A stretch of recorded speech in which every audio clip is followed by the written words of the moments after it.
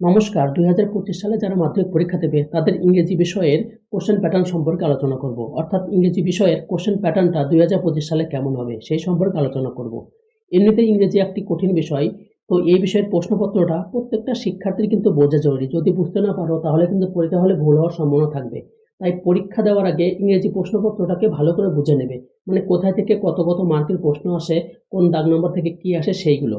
এখানে আমি ইংরেজি প্রশ্নপত্র বোঝানোর জন্য ২০২৪ সালের ইংরেজি প্রশ্নপত্রের সাহায্য নিয়েছি। ওকে?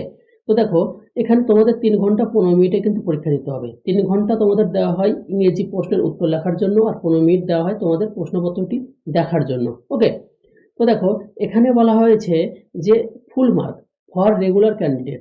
ঠিক আছে? ক্যান্ডিডেটস বলেছে। তো রেগুলার ক্যান্ডিডেটস বলতে বোঝাচ্ছে যারা প্রথমবারের মতো মাধ্যমিক পরীক্ষা দিচ্ছে তাদেরকে বলা হয় রেগুলার ক্যান্ডিডেট।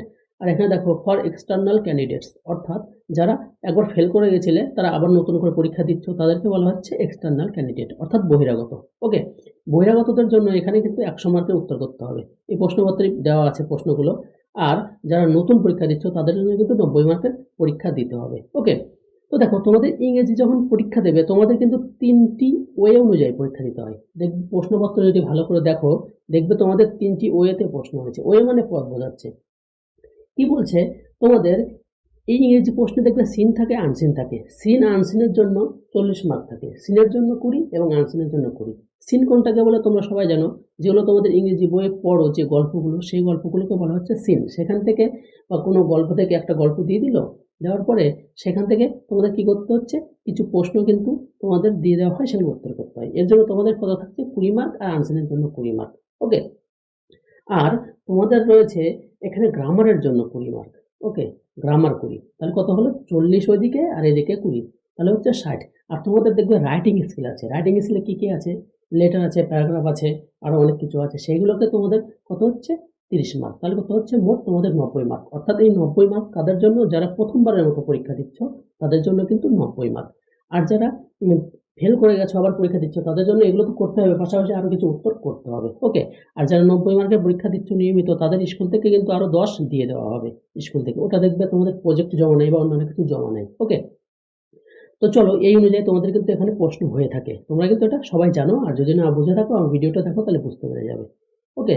তাহলে দেখো, এখানে আমি ১ম এ শুরু করছি। এখানে দেখো সেকশন এ। কি বলা হয়েছে? সেকশন এ। সেকশন এ তে কি বলা হয়েছে? সিন। ঠিক আছে? দেখো তোমাদের সিন দেওয়া আছে। আমি ১ম এই বললাম। সিনে কি আছে দেখো, তোমাদের এই যে জিনিসটা দেখতে পাচ্ছ, এই গল্পটা কোনো না কোনো গল্প থেকে কিন্তু দেওয়া হয়েছে। সেই গল্প অনুযায়ী তোমাদের দেখো এখানে প্রশ্ন দেওয়া হয়েছে। সে শর্ট প্রশ্ন হতে পারে বা ২ মার্কের প্রশ্ন হতে পারে। তো ১ম এ দেওয়া হয়েছে কি? Write the correct alternative in the given space to complete the following sentence. ঠিক আছে? কি বলেছে? যে এখানে দেখো প্রশ্ন দেওয়া আছে, ৪ টি অপশন দেওয়া আছে। এই ৪ টি অপশনের মধ্যে কোনটা সঠিক উত্তর সেটা এই সিন থেকে পড়ে নিয়ে উত্তর করতে বলেছে। ওকে? এইজন্য তোমাদের এখানে কত মার্ক থাকছে? একটা প্রশ্নের জন্য ১ মার্ক। তোমাদের এখানে মোট কটি প্রশ্ন থাকছে? ৫ টি প্রশ্ন থাকছে। সেই ৫ টি প্রশ্ন অনুযায়ী তোমাদের কি করতে হবে? ৫ টি প্রশ্নের কিন্তু উত্তর করতে হবে। তবে তোমরা এখান থেকে ৫ মার্ক পাবে। আর এই যে ৫ মার্ক এটা কিন্তু তোমাদের সিন থেকে দিয়ে দেওয়া হয়েছে। ওকে? তোমরা সিনটা পড়লেই তোমরা এখানে উত্তরগুলো করতে পারবে। তাহলে খুব সোজা একটা জিনিস, যারা ইংরেজিতে ভয় পায় তারা কিন্তু এগুলো খুঁজে বের করে লিখবে। তাহলে কিন্তু সহজেই এখানে ৫ মার্ক পেয়ে যাচ্ছ। ওকে? দেখো এখানে প্রশ্ন কিন্তু দেওয়া হয়েছে। দেখো এই যে ৫ টা প্রশ্ন এই নাম্বার পর্যন্ত। ওকে? এরপরে দেখো বি। বিতে কি দেওয়া হয়েছে? Complete the following sentence with information from the text. বলা হয়েছে ওই যে উপরে যে সিনটা দেওয়া হয়েছে ওই সিনটা কোনো না কোনো টেক্সট বই থেকে দেওয়া হয়েছে, মানে তোমাদের সিলেবাসের টেক্সট বই থেকে দেওয়া হয়েছে। তো এখানে দেখো প্রশ্ন দেওয়া আছে, এই প্রশ্ন অনুযায়ী তোমাদের কিন্তু এখানে অ্যান্সার করতে হবে। এর জন্য কত পাচ্ছ তোমরা এখানে? ৩ মার্ক। কয়টা প্রশ্ন দেওয়া আছে? ৩টে দেওয়া আছে, অর্থাৎ একটির জন্য কি ১ মার্ক করে কিন্তু তোমরা এখানে পেয়ে যাচ্ছ। ওকে? এটা হচ্ছে বিতে গেল। এবার আমি যদি চলে আসি সি। সিতে কি দেওয়া আছে? সিতে দেওয়া আছে state whether the following statement true or false। আমি এটা গোটাই পড়লাম না, এখানে কিন্তু ট্রু ফলস। ঠিক আছে? ট্রু মানে কি সত্যি, আর ফলস মানে কি মিথ্যা। অর্থাৎ এখানে দেখো দুটো প্রশ্ন দেওয়া আছে, এই দুটো প্রশ্নের জন্য কিন্তু ২ মার্ক। আর এই যে জায়গাটা দেখতে পাচ্ছ, এই জায়গাটার জন্য কিসের জন্য এটা ট্রু এবং কিসের জন্য এটা ফলস সেটা কিন্তু লিখতে হবে। ওকে? ওখান থেকে তোমরা এই সিন থেকেই পেয়ে যাবে।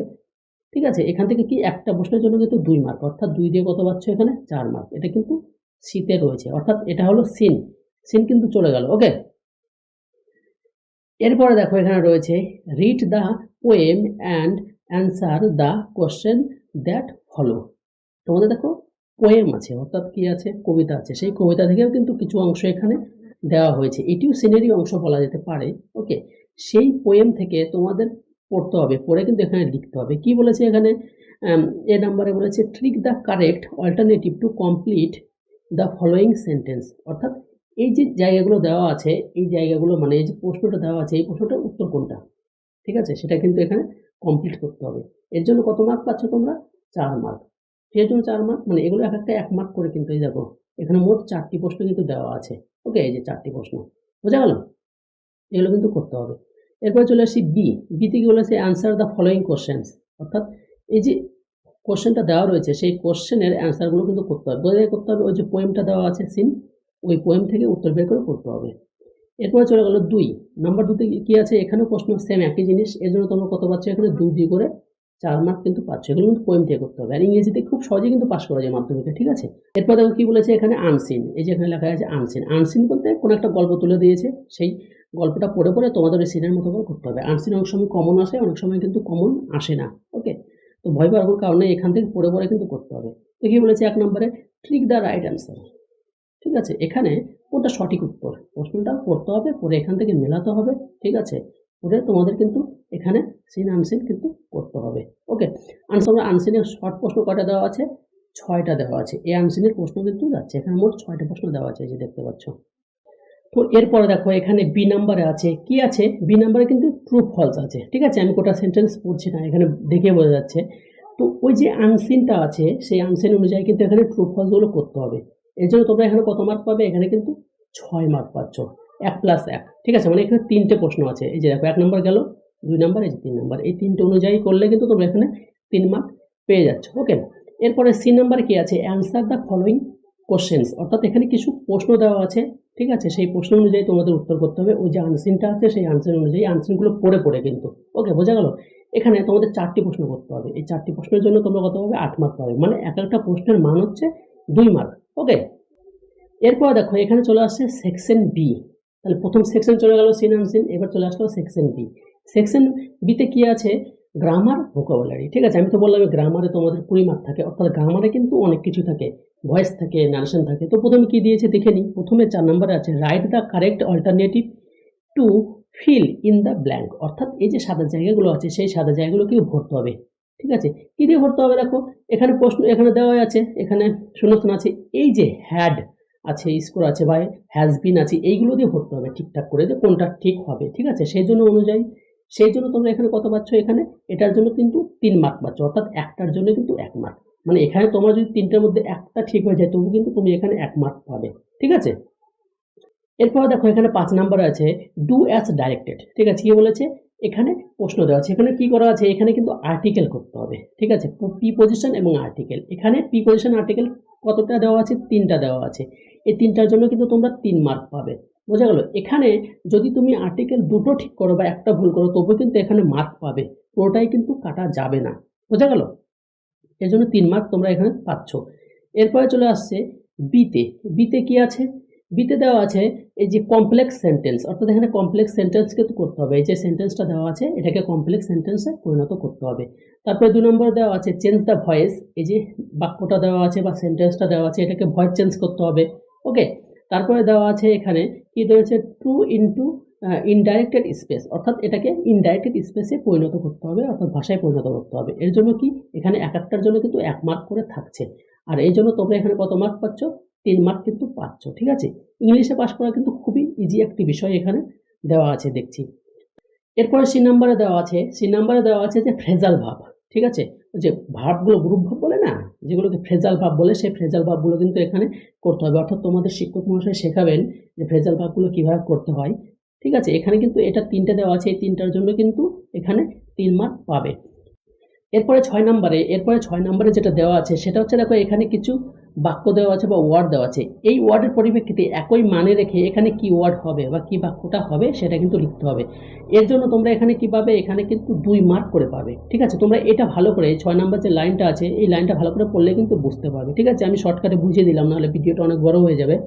এখানে এক একটার জন্য কিন্তু তোমরা 2 মার্ক করে পাচ্ছ। ওকে, এরপর আমি চলে আসি সেকশন সি। সেকশন সিতে কী আছে, রাইটিং স্কিল বলছে, ঠিক আছে। যাই হোক, এখানে প্রথমে 7 নম্বর কী দেওয়া আছে রাইট এ লেটার, অর্থাৎ লেটার কিন্তু লিখতে হবে। কিসের লেটার সেটা তোমরা দেখে নেবে, কারণ প্রত্যেক বছর লেটার কিন্তু চেঞ্জ হয়, একই লেটার কিন্তু বারবার আসে না। ওকে, এখানে কী বলেছে, ফেস্টিভ্যাল ইন ওয়েস্ট বেঙ্গল, অর্থাৎ ফেভারিট ফেস্টিভ্যাল সম্পর্কে লিখতে বলেছে 2024-এ। তোমাদের 25-এ আলাদা কিন্তু আসতে পারে, বা লেটার নাও আসতে পারে, অন্য কিছু আসতে পারে, ঠিক আছে। এরপরে দেখো তোমাদের এখানে 8 নম্বর দাগে কী বলেছে, 8 নম্বর দাগে তোমাদের কী দিয়েছিল 2024-এ, দেখি তো ভালো করে। 2024-এ তোমাদের রিপোর্ট দিয়েছিল, ঠিক আছে। 2024-এ রিপোর্ট দিয়েছিল, কারণ 2025 নাও দিতে পারে, অন্য কিছু দিতে পারে। মানে তোমাদের 4টে জিনিস দেয়, রিপোর্ট আছে, লেটার আছে, আর প্যারাগ্রাফ আছে, কিন্তু একটা জিনিস অল্টারনেটিভ করে প্রত্যেক বছর কিন্তু আসে। তো এই হলো তোমাদের কি রিপোর্ট কিন্তু এখানে একটা এসছে একটা সম্পর্কে, কিন্তু তোমাদের 25 সালে আলাদা কিন্তু আসতে পারে। তো এই হলো, এখানে তোমরা কত 10 মার্ক পাবে, ঠিক আছে। প্রথমে লেটার গেল, রিপোর্টে 10 মার্ক, ঠিক আছে। তো 9 নাম্বার কিন্তু তোমাদের আরও একটা রাইটিং স্কিল দেওয়া আছে, সেই সম্পর্কে কিন্তু তোমাদের এখানে লিখতে হবে, বা সেই সম্পর্কে তোমাদের লিখলে কিন্তু কথা হচ্ছে তোমাদের এখানে কিন্তু 90 মার্ক অ্যান্সার করা হয়ে গেল। ওকে, তো এই হলো তোমাদের ইংলিশ কোশ্চেন প্যাটার্ন। ভিডিওটি যদি ভালো লাগে তাহলে চ্যানেলটিকে সাবস্ক্রাইব করতে একদমই ভুলো না। এছাড়া অন্যান্য কোশ্চেন প্যাটার্নও আমি আলোচনা করে দেবো। তো সবাইকে ধন্যবাদ এবং থ্যাংক ইউ।